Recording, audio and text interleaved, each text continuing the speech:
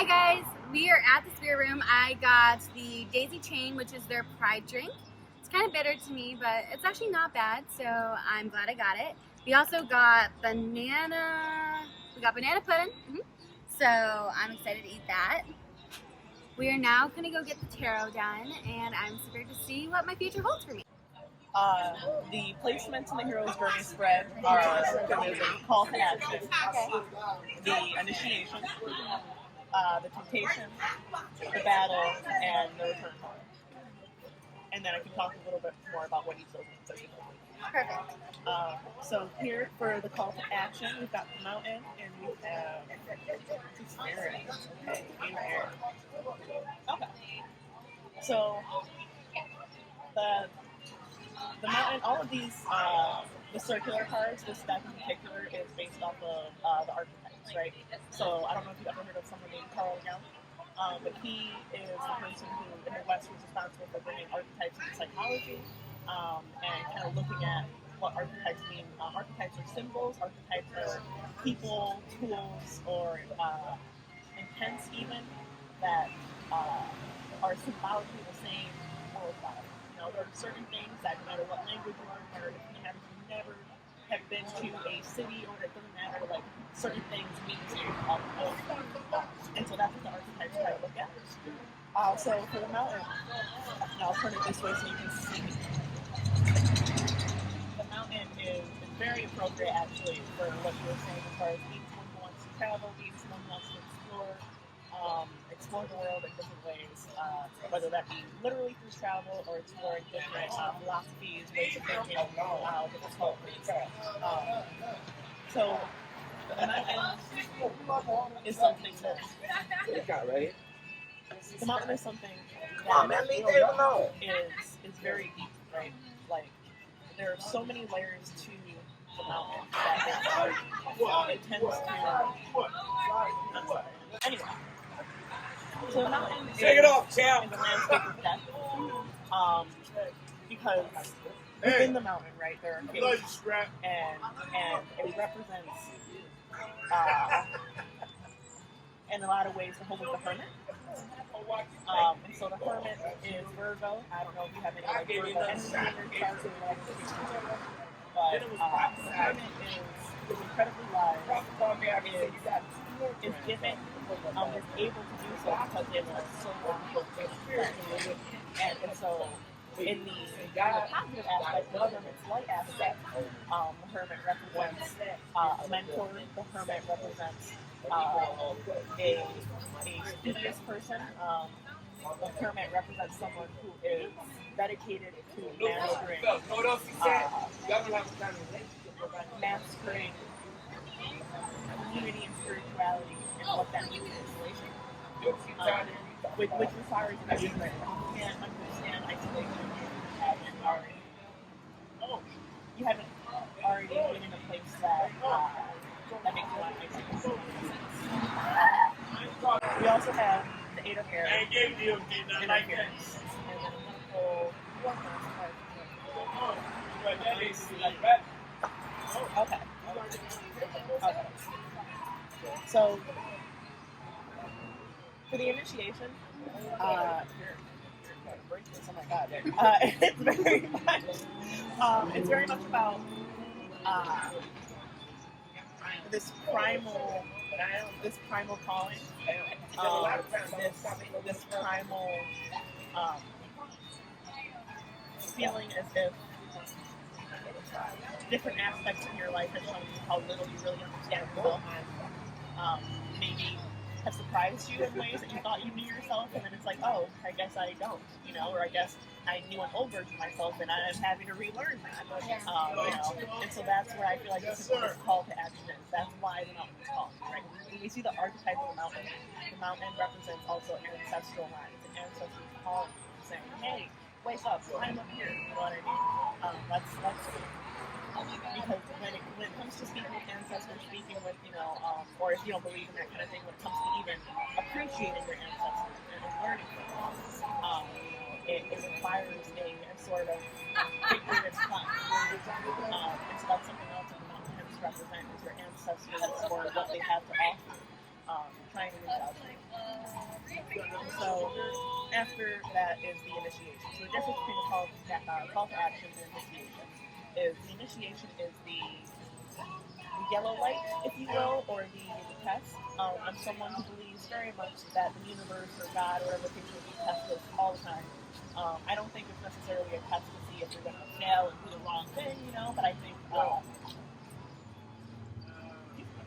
you're going to find more often than not that when you're about to make a decision or when you have just made a decision in life, has a tendency to give you one last chance to make the opposite. You know what I mean? Life has a tendency to say, are you sure you want this? Are you sure you're ready for this? Are you sure you're ready to let go of this? It's one last chance to back it up. And so that's where the initiation comes in.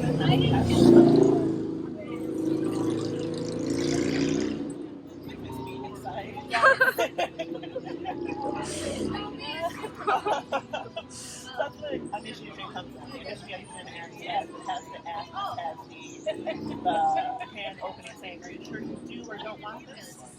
Before you go on into the journey, right? So we have the mystic and we have Heaven of Air.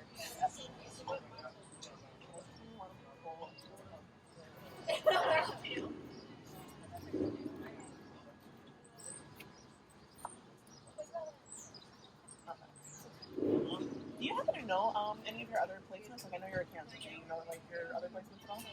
I know I was born at 11:59 a.m. So I don't know where that falls. I haven't looked at my chart in a while. I could try to look it up. I'm just because you have a lot of like Virgo energy in your reading. I mean, I'm a Virgo. She is. And she's a lot in my life. Okay, cool. I love Virgo energy. Okay, so like I was saying that a lot of the call to action, can be being spurred by these sudden realizations that you don't know yourself the way you thought you did, or you don't know this new version of this body that you thought that you did. And this need to fix that, to remedy that through travel, through expanding yourself, through giving yourself alone time in new environments. And so, along with that, with this test, are you sure, are you certain? We have the mystic in reverse, we have the healer, and we have the seven of air ascension in reverse. So, it's possible that for you, this test looks a lot like, are you sure that you can believe in things that you haven't seen? Are you sure you can believe in the unseen? Right? If the unseen is what you're trying to understand, are you going to learn the language of the unseen instead of demanding that the unseen comes to you in the language of that you understand? Because that is something that a lot of us struggle with when it comes to broadening our horizons in any context, whether it be broadening our horizons, community-wise, or broadening our understanding of ourselves. One of the hardest parts of that is learning to trust the ball and just trust things that we don't understand, if that makes sense. And so I think that maybe the test for you looks like that fear and that skepticism. That skepticism in yourself, even skepticism that maybe the paths that you dream of are unrealistic, or the paths that you want to delve into are for some reason not as valid as paths that maybe the old you wanted to delve into. And so already the test looks like you invalidating the path that you're planning on going on. So we have also here, let me talk about the healer. Yeah. So the healer, that's more and more going right here. And the healer is represented by a three-headed Ouroboros. The healer is, when we're talking about like esoteric things, the healer is always the wounded, right? At least in esoteric kind of conversations, the healer is always wounding themselves, always. In astrology, the lunar healer is represented by Chiron, the meteor, I believe. This might be an asteroid, I'm bad at that. But Chiron. And so Chiron was a centaur who was, this studious medical student, and in battle, wounded clean. He spent forever trying to figure out how to help and heal himself. He never healed himself. He became this world-renowned famous scientist, right? And so that's when we talk about healer and esoteric, we're talking about learning how to use your pain and your wounds to develop your skills and develop what you can do for yourself and others. And understanding that sometimes the wound doesn't heal all the way, and that doesn't mean you're broken. It just becomes one of your attributes, and that's okay. And learning to let it become one of your attributes instead of becoming, or instead of staying one of them, if that makes sense. So the next position is temptation. Let me make sure I'm not taking up a bunch of time. All right. The next position is temptation.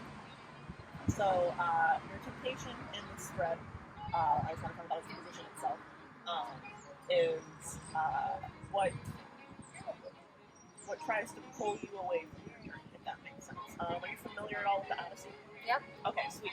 So I was a theater minor. Oh, sweet. So you okay? Awesome. Okay. So Cersei, that is the temptation that you're very much right focuses. What maybe is trying to prompt you. Can't control people or the traffic. What is trying to seduce you away from your goals. So we have the shaman, we have kind of air now.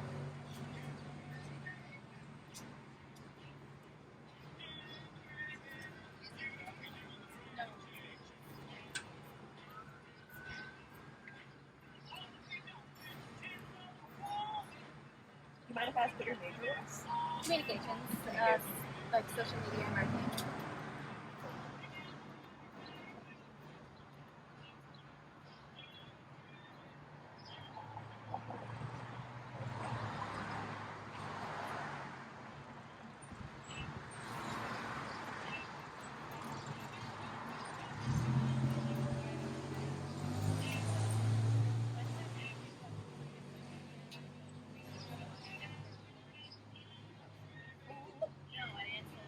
Okay. So I have the thread I also pulled and the 8 of fire. You see that? Thank you.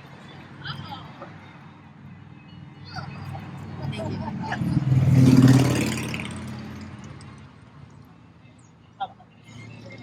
So the temptation, I feel like for you. First, let me talk about what thread means. Mm-hmm. So the thread is, in looking at it realistically, it's shadow and light aspects, right? Mm-hmm. So in its shadow aspect, the thread represents chains. It represents What's he doing? He's just vibing. It represents the cord that is keeping you connected to the shadow. It represents it also represents the balance. So it's keeping you connected to your shadow, it's keeping you held from the truth and the light. And then in its light aspect, right, the thread represents what is it?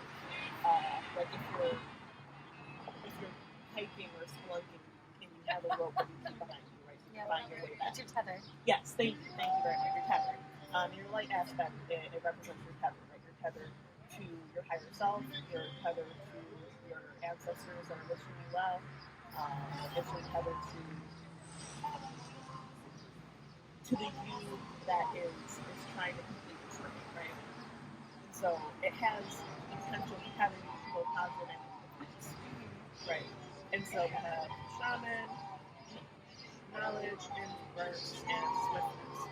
And so with all of this in your temptation spot, I would say that in this period of your life, the temptation looks a lot like not trying to resist the urge to immediately say, "Oh, I was right. This is silly. This is more invalid than what my older self is doing." Or, "Oh, I don't trying to invalidate your work." Um, and the temptation to do that coming from you thinking that like the results or the reward, I guess, is not coming to you quickly. And I don't necessarily mean like a physical reward, but when we're working on ourselves, we tend to be hard on ourselves, right? And that it makes it very, speaking from experience, it makes it very easy to give up when it think, oh, well, this is just what it is, and this is what I am. Yeah. And it can become very discouraging, especially when it comes to inner work, when you don't feel as if you're capable of healing. I think a lot of us get stuck thinking that having wounds makes us incapable of being whole or being us who we want to be. And one of the easiest things to love in life is ourselves. Like that is the quickest thing most people will give up on. We'll quit on ourselves before we quit a job we don't like, and so I think the temptation looks a lot like parts of you or people in your life say, giving you examples of why your new path isn't working, why your new path isn't working. Don't you see there are already these red flags? And of course, there's the level of responsibility. If you begin seeing red flags that you really think are important, pay attention, but don't allow fear or judgment make you change your perception and see like these banners instead of red flags, right? Don't let that happen. So then we have we have Christine, we have Joy. Oh, that's beautiful. That's really beautiful. In the battle. That's great. Okay. So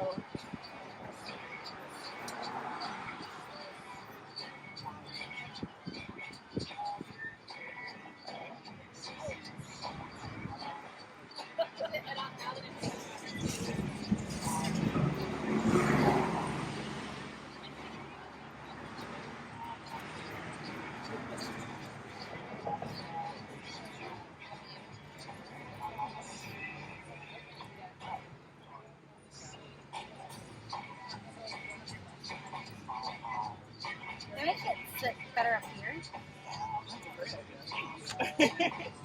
okay. Always looking for solutions. Okay.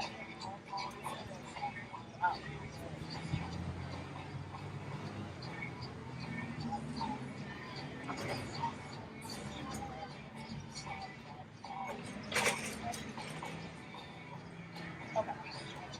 So, Thanatos is it's death, but it's more than like the death card. Like Thanatos is more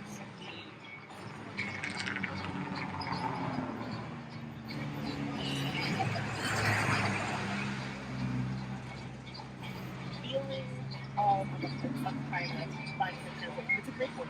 Yeah. And it is, I guess, the feeling of and the effects of watching life fade. If that makes sense.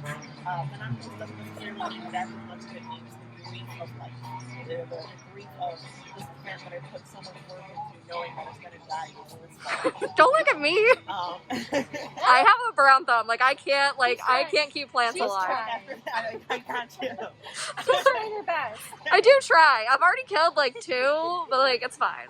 It's part of the process. But that's part of it. It's this plant that I put so much work into dying. It's I have like a tiny little like miniature farm in my backyard. It's knowing that I am breaking my fucking back to do this in the spring and in the fall I'm gonna watch all of that. It's having a baby and knowing that the instant it's born it's getting older, it's getting closer to death, right? So Thanatos is death, but it's a lot more than that. It's more focused on the grief of life. That is the closest translation I can come to. It's the grief of life. And so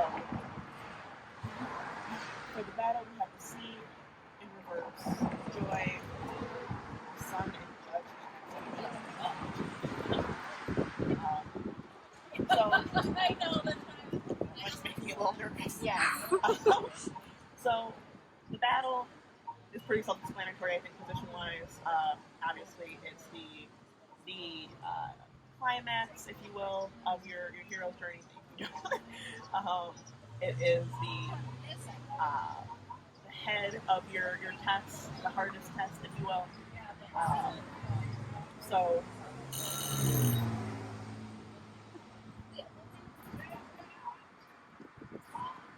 I've done a lot of talking, so it's fine.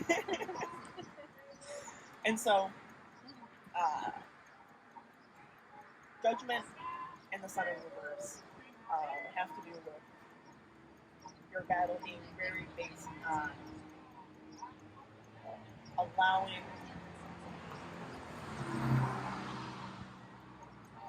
sun-like qualities into your life. And so sun-like qualities are obviously fire element, obviously light, truth, that kind of thing. But the sun is also very youthful. The sun is also very unencumbered. The sun is somewhat self-centered. And like that's okay. That is, there's a difference between I think people use the word narcissist a little too loosely. Yeah. There is definitely a difference between being narcissistic or being conceited to the point of hurting others, and then just being someone who's willing to put yourself first, and putting yourself first as long as you have good intentions is a great thing. You can't be a good person with nothing. You can't, or at least you can be a good person with nothing, but you can't effectively be a helpful good person when you have nothing in your own cup. And so the sun in reverse, judgment in reverse, that is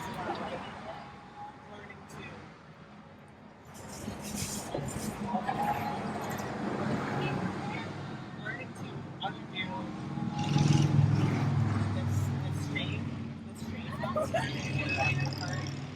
somewhere in your heart, this really deep-rooted shame when it comes to being youthful, to being uninhibited, to believing in silly things or doing silly things, some sort of deep-seated belief that you're not allowed to do that for some reason, and really dig. And so last, we're going to return home. We have the cave. Oh, I didn't even notice that. The mountain in the cave, that's great. Okay, we have the cave, we have the spare.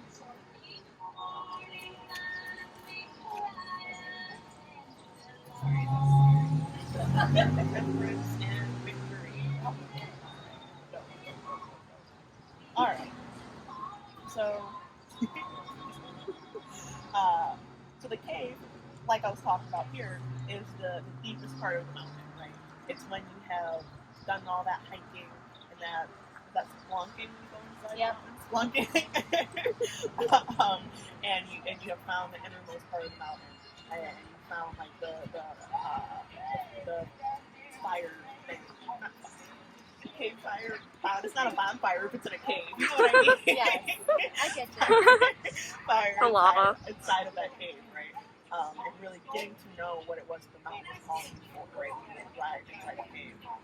We have despair, we have temperance, we have victory. Really, really cool trio, right? Especially having temperance in the middle. So despair and victory are kind of opposing, if you will, with despair and reverse. Or I'm sorry. Yeah. No, it's not. It's up there. Yeah, so it's really, they're kind of opposite-ish. Sounds like my whole life. What was that? Sounds like my whole life. Everything is opposite. Everything's misconstrued. Everything's always with each other. But it's so beautiful with temperance in between, right? Because temperance obviously it's balance, it's learning how to, temper your vices, temper your anger, temper your lust, right? That's what we think we can temper. However, the other side of temperance that people talk about a little less is in metalworking, tempering is when you're sharpening your sword, right? That's also temperance. So temperance is very much about understanding the heat and the uncomfortability so that you can have balance and have clarity. And a lot of that comes, I think, when you learn to from at home in thanatos, which is also this balance between life and death, victory and despair, right? The despair that comes with every life learning how to feel very comfortable and at home there. Something I would recommend is possibly reading different She just having a good time. I know, I love it. Reading different like poems or like little short stories, or like if you're more of a nonfiction person, reading like some sort of like cool like history culture stuff about different cultures with like purgatory, the bardo, that kind of thing. Whatever the case is, if you're a fiction person, that kind of thing, whatever you like to read things surrounding like the idea of like the bardo, of purgatory, of the boys, and like becoming someone who's very like at home, feels very comfortable there. When we like matter, we talk about matter, there's like liquid, gas, solid, but one of the other forms of matter that isn't talked about much is plasma, and that's very fluid, and that's something that we have to become comfortable with living in spiritually as well. So, any questions, comments, concerns? Yes. If it's possible, if you could sum this up in like 5 to 10 sentences. Okay. Yes. Because I get the feeling like I understand what I've gone through, but for me, like I like things simplified to like this is gonna be the roughest part. This is gonna be the best part. My final ending is long. I think the roughest part is going to be doing some child work to understand where that shame is, that automatic critic inside of yourself, and doing the work to kind of look back and where that has been rooted inside you so that you can undo it now. I think that a lot of your journey and a lot of your travels will in some way be it will be this motif of